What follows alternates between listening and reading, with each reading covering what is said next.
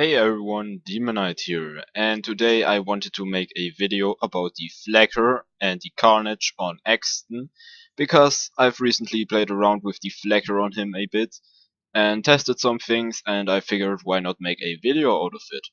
I've also put the Carnage on here, because I think both the Flakker and the Carnage can be put in somewhat the same category, because both of them were or are pretty underrated by a lot of people, and also both of them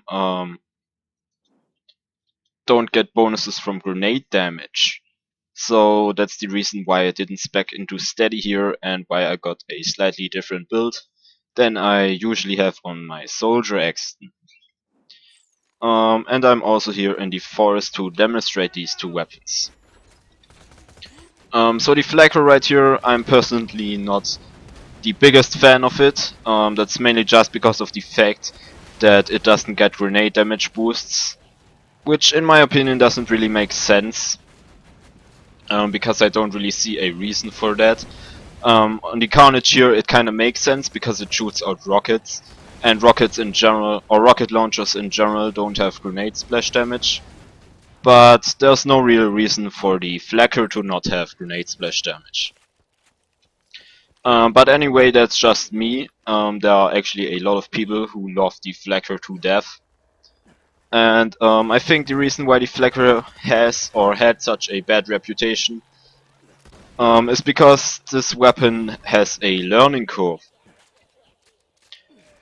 And if you're just trying it out once and shoot it at an enemy, and you'll see it won't kill stuff instantly, people might say it's a bad weapon, but that's definitely not true. And I think by now it's a pretty well-known fact that there are a lot of people who actually prove that the Flakker is a very viable weapon.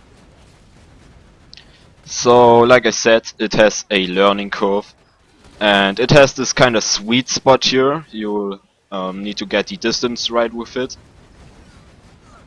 But if you do that, it will actually deal a lot of damage, and it's great against big targets like those big tree ants you saw just there. It just destroyed them in one shot.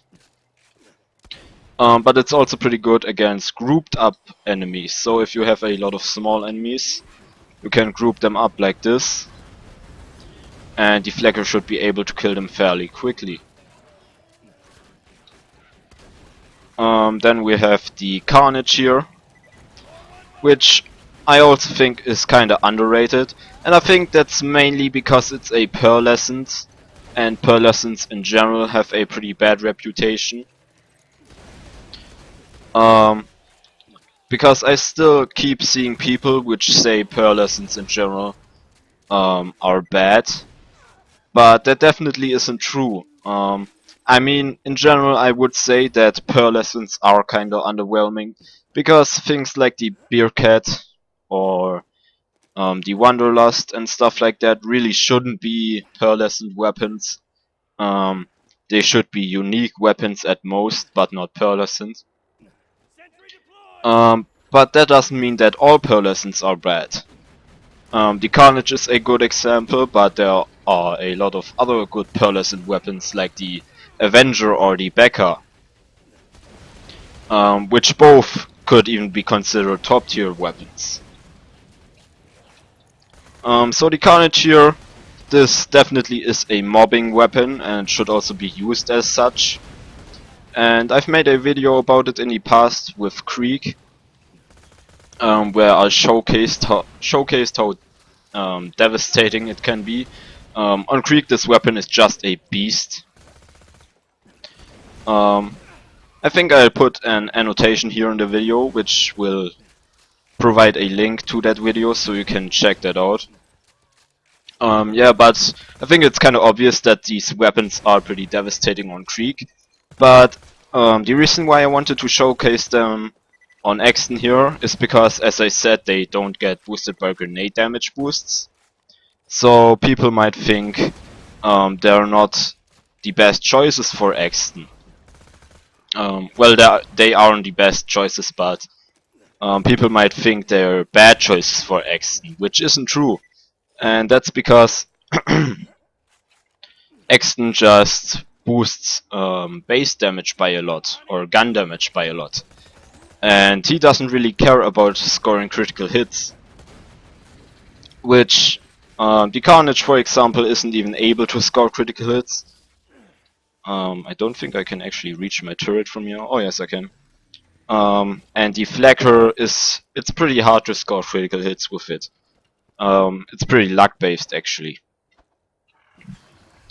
So the reason why these weapons will still perform good on Axton is just because he doesn't care about scoring critical hits. He just cares about body shots, which these two weapons are really good at. And there are a lot of examples like this. For example, the Sauber is an assault rifle, which also works good with Axton, even though it doesn't get boosted by grenade damage. Or the Slow Hand also doesn't get boosted by grenade damage, but works on Axton. Again, I'm not really the biggest fan of it, but it definitely does work with him. And there are a bunch of examples like this. The Curb Blaster's main projectile, or the Sword Explosion's main projectile, and a lot more. So yeah, that's basically just what I wanted to say with this video. So if a weapon doesn't get boosted by grenade damage, don't be afraid to still try and use it on Axton. A lot of weapons actually work great with Axton. They don't need to even have splash damage or have a lot of grenade splash damage or anything like that. You can pretty much use whatever you want on Axton. He's a very versatile character, but yeah, as I said, if a weapon doesn't have grenade splash damage, you can still use it on Axton. So that's the gear and the spec I was using. I think I showed that at the beginning, but here it is again. So yeah, thanks guys for watching, and I see you in the next video.